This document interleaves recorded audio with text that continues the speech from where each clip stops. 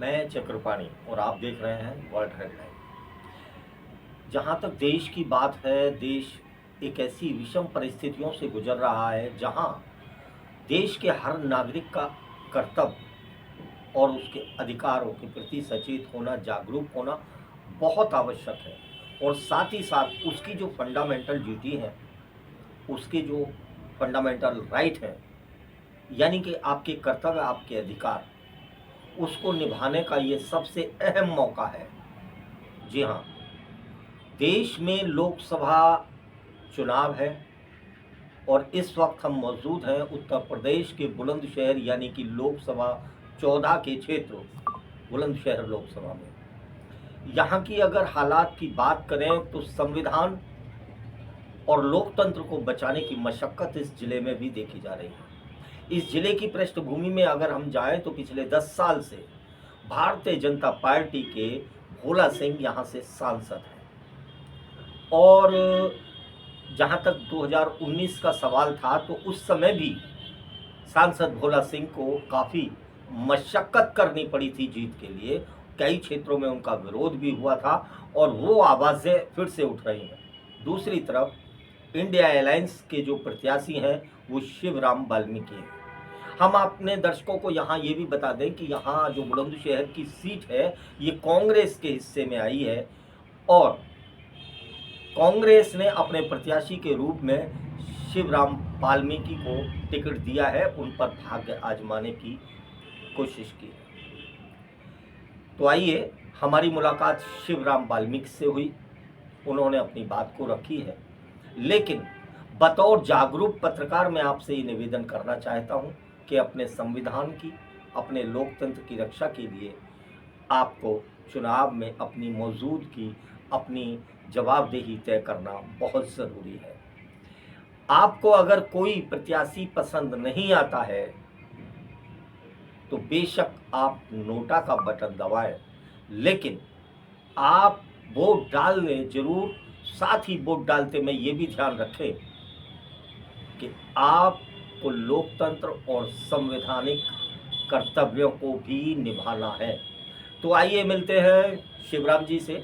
शिवराम वाल्मीकि इस वक्त हमारे साथ हैं। हालांकि आधी रात गुजर चुकी है, लगभग 11:30 बजे का वक्त है और वो अभी अपने प्रचार से लौटे हैं। तो आइए मिलते हैं, देखते हैं, जानते हैं, समझते हैं कि शिवराम वाल्मीकि अपने चुनाव को किस हद पर देखते हैं।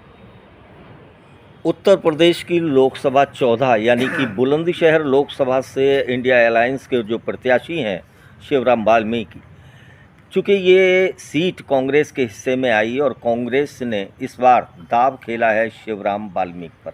तो आइए, इस वक्त हम उन्हीं के कार्यालय पे उनके साथ हैं और रात्रि का करीब 11 के आसपास का समय हो चुका है।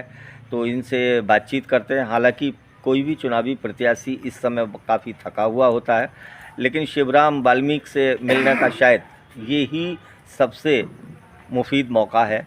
तो आइए शिवराम जी, सबसे पहले तो आपका स्वागत करते हैं हम वर्ल्ड हेडलाइन पर। हम आपसे जानना चाहते हैं कि सबसे पहले आप हमारे दर्शकों को अपना परिचय दें। सबसे पहले तो मैं आपका स्वागत करता हूं, आपके चैनल का स्वागत करता हूं। शुक्रिया। जहां तक दर्शकों की बात है, बुलंदशहर लोकसभा ये सुरक्षित सीट है जी। मैं यहां का मूल निवासी हूं जी। मेरा गांव शेखुपुर रौरा इसी कॉन्स्टिट्यूंसी में आता है। जी बिल्कुल। मेरी पढ़ाई, मेरी लिखाई, मेरा लालन पालन, मेरी नंदसाल, मेरी ससुराल सब बुलंदशहर में ही है। Very good. आज ही मैं अपने गांव में रहता हूं। हाँ। और गांव में रहते हुए यहाँ की लोकसभा के तमाम गाँव की जो विकास को लेकर के मुद्दे हैं, मैं उनसे बहुत अच्छी तरह से रूबरू हूँ। हर समाज का मैं स्वागत करता हूँ। समाज की तमाम परंपराओं से मैं वाकिफ़ हूँ। और यहाँ की जो पूर्व में सांसद महोदय रहे हैं जी, उन्होंने कोई विकास का कार्य नहीं किया है जी। और विकास का कार्य ना करने के बावजूद यहाँ की जनता को ये लोग चुनावी समय पर केंद्र में बैठी हुई भाजपा की सरकार, जिसको मैं जुमलेबाजी कहूँ तो या और किसी नाम से पुकारूँ तो, ये जनता को झूठे वादे करके उनको अपने आक्रोश में लेकर वोट ले लेते हैं और वोट लेने के बाद 5 साल वो किस कदर जनता को परेशान करते हैं ये अभी कभी आपने सोचा नहीं है। जी बिल्कुल। देखिए, ये किसी के सगे ही नहीं है, ये देश सबका है। यहाँ हिंदू भी रहते हैं, मुसलमान भी रहते हैं, सिख भी रहते हैं, पारसी भी रहते हैं। यहाँ गुरुद्वारे भी हैं, गिरजाघर भी हैं, मस्जिद भी हैं, मंदिर भी हैं।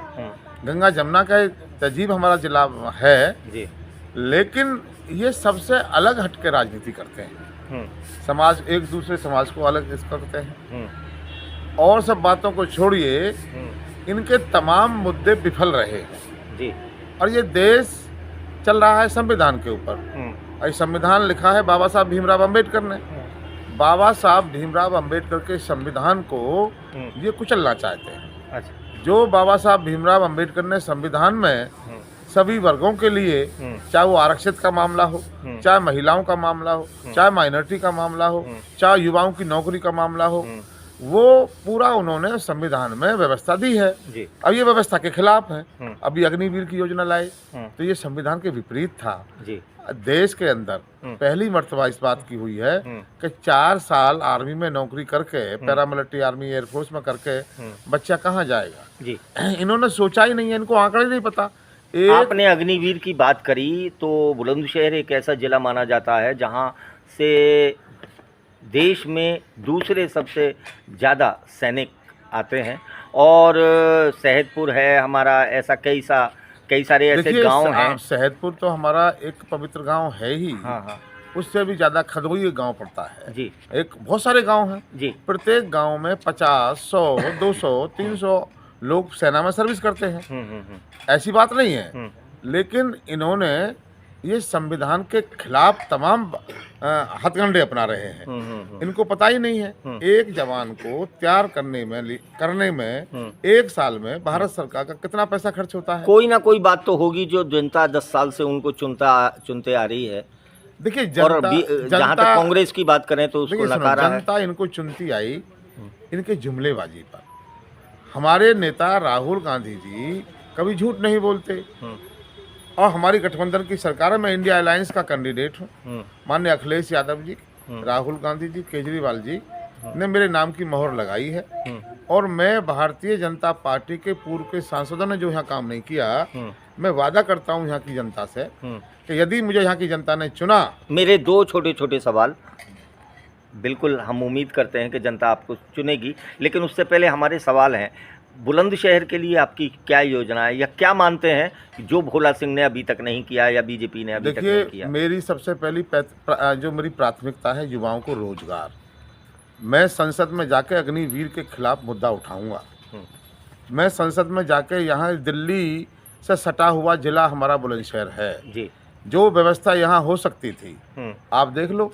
दिल्ली से लेकर मेरठ के लिए मेट्रो बन गई जी। और मैं सांसद होता, जिस तरह से उसका प्रस्ताव पास हुआ था, प्रस्ताव यहाँ का भी होता, क्योंकि यहाँ के सांसद महोदय को पता ही नहीं है। क्या माना जाए अगर आपको जनता ने मौका दिया तो? ये यहाँ के सांसद महोदय जो इनको टिकट दिलाते हैं, या तो ये उनकी चौकीदारी करते हैं या उनकी वो सेवादारी करते हैं। 5 साल उसमें लगे रहते हैं। किसने टिकट दिलाया? मैं ना ही तो किसी की चौकीदारी करूंगा, मैं जनता की सेवादारी करूंगा। इसलिए मुझे कांग्रेस पार्टी बिल्कुल आपकी बात मान ली, लेकिन मेरा एक सवाल आपसे था, आपको किसने टिकट दिलाया और आप किसकी सेवादारी करेंगे? मैं जनता की सेवादारी करूंगा। हमारे राहुल गांधी जी, अखिलेश यादव जी, ये जनता के ही लोग हैं। राहुल गांधी ने तो जम्मू कश्मीर से कन्याकुमारी तक पद यात्रा की है और वो जनता के बीच में गए हैं। जनता के बीच में इसलिए गए हैं कि जनता की सेवादारी कैसी होनी चाहिए, जनता के मुद्दे क्या हैं, महिलाओं के मुद्दे क्या हैं, आदिवासियों के मुद्दे क्या हैं, मुसलमानों के क्या हैं, दलितों के क्या हैं, उनको बखूबी इस चीज़ की नॉलेज है और वो हमारी पार्टी ने हमको पढ़ाया, हम उसके लिए हम मैदान में आए हैं। आपकी कॉन्स्टिट्यूंसी से एक प्रत्याशी और हैं भाजपा से अतिरिक्त, जो बहुजन समाज पार्टी के प्रत्याशी हैं, तो उनको अपना कितना प्रतिद्वंदी मानते हैं? मुस्लिम वोट किधर जाएगा और ख़ास तौर से जो दलित वोट है, वाल्मीकि वोट है, वो आपकी तरफ आएगा या उधर जाएगा? भारतीय जनता पार्टी, बीजेपी और जो जहाँ तक बात आप बहुजन समाज कैंडिडेट साहब की कर रहे हैं, अच्छे व्यक्ति हैं, वो हमारे भाई हैं, लेकिन जनाधार कांग्रेस पार्टी इंडिया अलायंस का है। हमको मुस्लिम, दलित, वाल्मीकि, धोबी, खटीक, जाट, ब्राह्मण राजपूत, हमको सब मिल रहा है। मुसलमान और कितना हमको- मिल रहा है? मुसलमान कितना मिल रहा है? हमको मुसलमान मिलेगा। कैसे मिलेगा?